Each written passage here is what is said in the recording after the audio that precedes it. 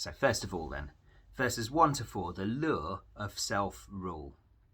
We all want to be in charge, don't we? Think of the different political systems there are around the world. There's democracy where the people are in charge, and everyone wants the people that they like to rule.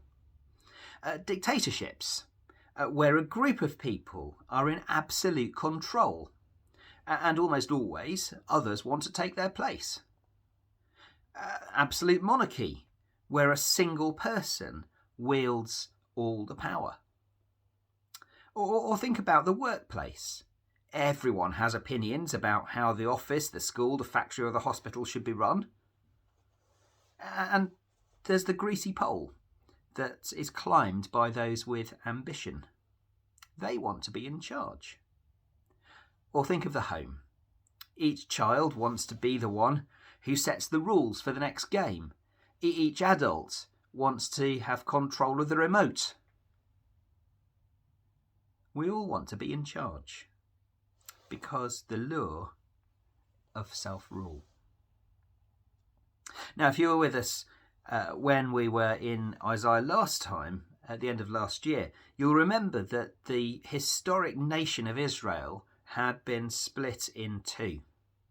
There was Judah in the south, and with its capital as Jerusalem, and in the north was Israel. They'd nicked the name as well as some of the land, with its capital, Samaria. And this northern kingdom was sometimes known as Ephraim. It had split away from Jerusalem, the rule of Jerusalem, because the leader of the workers, Jeroboam, didn't like the way that the then king, Rehoboam, that was Solomon's son, David's grandson, he didn't like the way that Rehoboam was treating the people. So he organised a rebellion, and the northern 10 tribes split off from Judah and began to rule themselves. Jeroboam made himself king of this new country, and he set up idols that they should worship, so that the split with the south, where the temple to worship God was complete. Now, in our first 4 verses, Isaiah has this northern kingdom in view. He pictures Ephraim wearing a wreath on its head. In the ancient world, a wreath was a sign of power and strength. Ephraim thinks she's powerful and strong, but it's all pride and bluster.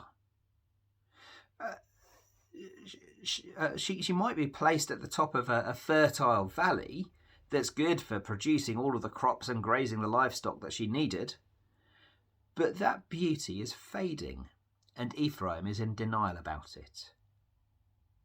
Her own power is fading. It won't last. Self-rule never does. She's dining out on her past glories, like a beautiful building that's fallen into disrepair, or a statue once of a once famous person that's hidden away in an unkempt park. She's rejected God as her king and has crowned herself with a wreath. But pride comes before a fall, and so it was with Ephraim. An army will invade. Countless horses and chariots, sounding like the greatest hailstorm you've ever heard, will engulf them, verse 2. Her fading beauty will be trampled underfoot, verse 3. She'll be swallowed up, taken into exile by the mighty Assyrians, never to properly return. O Ephraim, you had a choice. In repentance and rest is your salvation. In quietness and trust is your strength. But you would have none of it. And so they'll face the consequences. Now here's the puzzle. Why is Isaiah addressing Ephraim here when he was prophesying and writing in and to Judah? Well, I think it's because God is warning Judah to stick with him, not to reject him as king, not to follow Ephraim, not to shun God, but to shun self-rule instead. Would Judah, God's people, heed the warning of Ephraim? Would they bow to God's kingship, or would they try to go it alone and crown themselves without him? Judah was supposed to look up the Jordan Valley to Ephraim, look up north to Ephraim, and see the disaster that had become her northern cousins.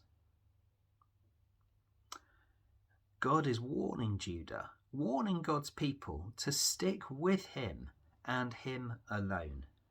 If they don't, then they'll be swallowed up like ripe figs, just as Ephraim will be taken into exile by the Assyrians. The lure of self-rule is powerful, very powerful. We all want to run ourselves, don't we? We like the idea of self-determination. And that affects everything from our decision-making at home through to the direction of our church and the rule of our country. We're told that being self-sufficient is a good thing, standing on our own 2 feet, not letting anyone tell us what to do. We're free to make our own choices, set our own destiny, make our own way in the world. This is particularly true if you're a younger person, isn't it? You're told that you have the world at your feet.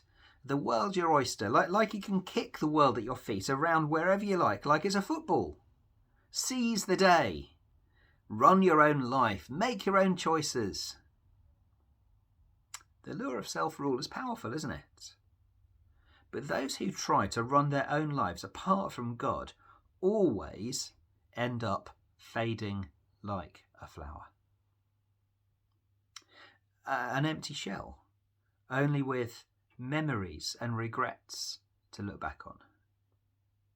Or with a hailstorm of ill health, financial struggles, or relationship problems as the lived experience. But still, the lure of self-rule is strong. When we come back, we'll see we all have a choice to make.